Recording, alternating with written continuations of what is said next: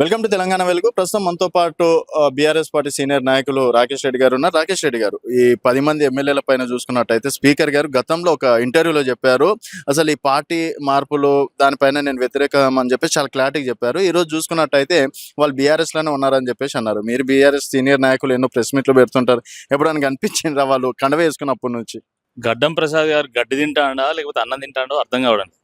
ఎందుకు ఇంత అడ్డమైన తీర్పులు ఇస్తున్నాడు ఆయన? ఇప్పుడు మొత్తం తెలంగాణ అంతటా తెలుసు, ఈ కాంగ్రెస్ పార్టీ వాళ్ళు సైన్ చేసుకున్నారు బీఆర్ఎస్ ఎమ్మెల్యేలు కాంగ్రెస్ పార్టీలో చేరిన విషయం యావత్ తెలంగాణ తెలుసు. కానీ ఈ విషయం పాపం గడ్డం ప్రసాద్ గారికి అర్థం కావడం లేదు. ఆయనకు అసలు ఇంటెలిజెన్స్ అనేది లేనట్టున్నది. అందుకనే ఆర్టిఫిషియల్ ఇంటెలిజెన్స్ వాడాలన్నా వాడాలి. పేరుకు స్పీకింగ్ ఏం లేదు. ఎవరైనా ఎప్పుడైనా మాట్లాడితే ఈ అడ్డదిడ్డమైన మాటలు తప్ప అసలు నిజంగా ఓ తెలివివంతంగా మాట్లాడే ఒక్క మాట లేదు. కాబట్టి ఆ స్పీకర్ పక్కన ఏఐ స్పీకర్ పెట్టాలి. పెడితే అదైనా చెప్తుంది. ఎందుకంటే ఈయనకు అర్థం కావు. బీఆర్ఎస్ ఎమ్మెల్యేలు కాంగ్రెస్ లో చేరినలా లేదు అని ఏఐని అడిగితే ఏ సమాధానం చెప్తుంది. ఈయన చెప్పాల్సిన అవసరం లేదు. కనీసం అట్లనన్నా చేయాల. ఎంత దారుణం అండి ఇది. మీరు ప్రజల్ని మోసం చేసింది, బీఆర్ఎస్ పార్టీని మోసం చేసింది. ఇప్పుడు ఈవెన్ కోట్లను కూడా మోసం చేయడానికి స్పీకర్ గారు, కాంగ్రెస్ పార్టీ నాయకులు కంకణం కట్టుకున్నారు. వీళ్ళు గుండి మింగుతారు, గుడి లింగాన్ని కూడా మింగుతారు. వీళ్ళు ఆ రకమైనటువంటి మనుషులు. అసలు ఆధారాలు లేవట. కాంగ్రెస్ పార్టీలో చేరినట్టు ఆధారాలు లేవంటారు. ఫేస్బుక్ లో పెట్టుకున్నారు, సోషల్ మీడియా హ్యాండిల్స్ అన్నిట్లలో పెట్టుకున్నారు, కాంగ్రెస్ కండువా కప్పుకొని ఫోటోలు దిగిన్లు, అయినా కూడా ఆధారాలు లేవంటారు. ఏమనంటే అది కాంగ్రెస్ కండువా కాదంటారు. మరి అట్లయితే కాంగ్రెస్ పార్టీ కండువాను మార్చుకోవాలి. ఎందుకంటే మన జాతీయ కండువాను, జాతీయ పతాకాన్ని మనం మార్చుకోలేం కదా. 3 రంగుల జాతీయ పతాకాన్ని మనం మార్చుకోలేము. అంటే కాంగ్రెస్ పార్టీ వాళ్ళు వాళ్ళ జెండాను మార్చుకుంటే బాగుంటది, వాళ్ళ కండువాను మార్చుకుంటే బాగుంటది. అది ఈ చిన్న చిన్న టెక్నికల్ థింగ్స్ ని అడ్డం పెట్టుకొని అడ్డమైన తీర్పులు ఇస్తే ప్రజలు చీ కొడతారనేటువంటి వాస్తవాన్ని గుర్తుపెట్టుకోవాలా. ఆయన ఒక రాజ్యాంగబద్ధమైనటువంటి ఒక స్థానంలో ఉండి ఈరోజు రాజ్యాంగాన్ని తుంగలో దెక్కే విధంగా ఈరోజు మాట్లాడడం ఏదైతుందో దీన్ని ఎవరు హర్షించరు. చరిత్రహీనుడుగా మిగిలిపోతాడు ఆయన. ఎందుకంటే నేను ఎందుకు చెప్తున్నా వినండి. కలకత్తాలో ముకుల్ రాయ్ అనేటువంటి ఎమ్మెల్యే ఆయన బీజేపీ నుండి టీఎంసీలో చేరాడు. దాని తర్వాత స్పీకర్ మళ్ళీ ఇట్లనే లేదు ఆయన చేరలే, ఆయన బీజేపీలోనే ఉన్నాడని చెప్పి తీర్పిస్తే చివరకు కలకత్తా హైకోర్టు ఈ స్పీకరు అదే విధంగా ఎమ్మెల్యే 2 చెంపలు వాయించే విధంగా ఆయన డిస్మిస్ చేసింది. ఇప్పుడు ఆయన ఎన్నికలను ఎదుర్కోవాలి. కాబట్టి అంతిమంగా న్యాయమే గెలుస్తుంది, ధర్మమే గెలుస్తుంది అనేటువంటి వాస్తవాన్ని కాంగ్రెస్ పార్టీ వాళ్ళు గుర్తు పెట్టుకుంటే బాగుంటది. అయితే రాకేష్ రెడ్డి గారు, ఇప్పుడు సరే స్పీకర్ చెప్పారు ఏ పెట్టాలని మీరు అంటున్నారు. రేవంత్ రెడ్డి గారు కూడా అదే చెప్పారు కదా నిన్న ప్రెస్ మీట్ లో. 5,000 రూపాయలు నెలకు వాళ్ళు ఇస్తున్నారు బీఆర్ఎస్ ఎల్పీకి, అది ఇది అని చెప్పేసి. ఆయన ఏమైనా ఉంటే న్యాయస్థానంలో చూసుకోవాలని చెప్పేసి చాలా క్లారిటీగా చెప్పారు. ఇంకా సీఎం ని కూడా మీరు సీఎం గురించి ఎంత తక్కువ మాట్లాడుకుంటే ఎంత మంచిగా ఉంటదండి. ఇక ఆయన ఎవరు నమ్ముతలేడు. ఆయనే చెప్పిండు స్వయంగా, నన్ను దొంగను చూసినట్టు చూస్తాను, నన్ను ఎవరు నమ్ముతలేడు ఆయన చెప్పిండు. మరి ఆయన మాటలు ఎవరు నమ్ముతాడు తెలంగాణ రాష్ట్రంలో? ఇది చాలా విడ్డూరంగా రేవంత్ రెడ్డి గారు మాట్లాడుతున్నారు. మీకు నచ్చకపోతే కోర్టు ఓన్లీ అంటే మేము కోర్టును కూడా మోసం చేస్తాం, కోర్టుకు కూడా నామాలు పెడతామని చెప్పకనే చెప్తాడు ఆయన.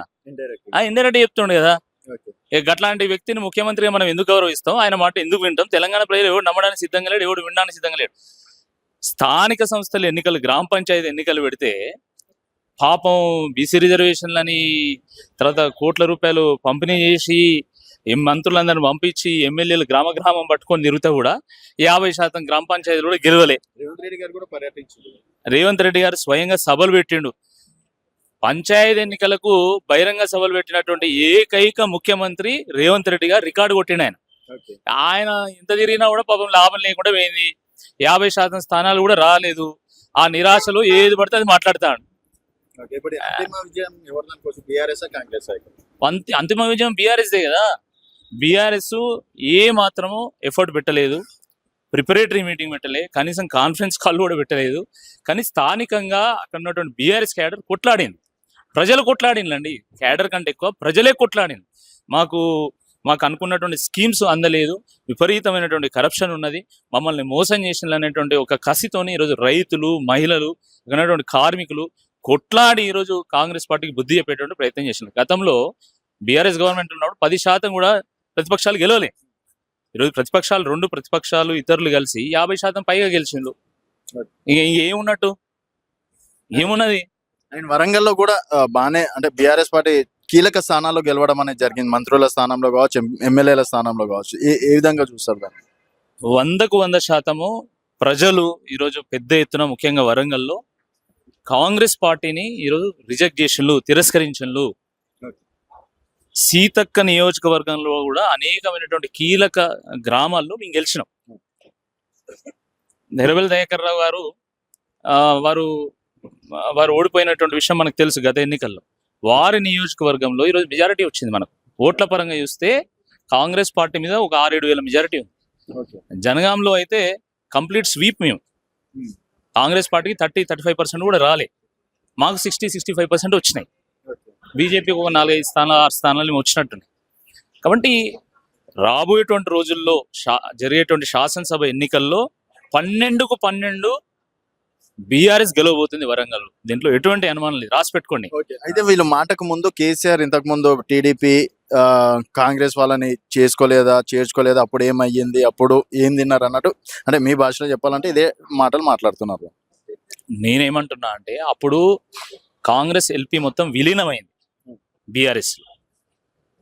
పార్టీ ఫిరాయింపులు ఏవైనా కూడా అవి చట్ట ప్రకారం జరగాలి. చట్ట ప్రకారం జరగకపోతే రాజ్యాంగంలో ఒక ప్రొవిజన్ ఉంది, డిస్క్వాలిఫికేషన్ ప్రొవిజన్ ఉంది. దాని ప్రకారం డిస్క్వాలిఫై చేయాలి స్పీకర్, ఇంకా వేరే ఆప్షన్ లేదు.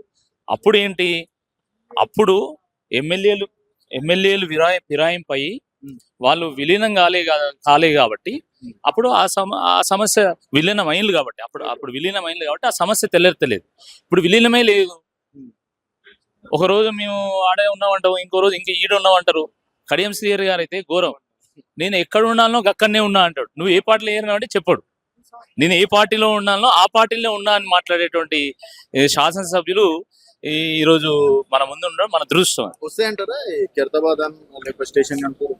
100% వస్తుంది. ఇవాళ కాకపోతే ఇంకా 3 నెలలకు 6 నెలలకు ఉప ఎన్నిక తప్పదు. ఉప ఎన్నికల్లో ప్రజలే బుద్ధి చెప్తారు.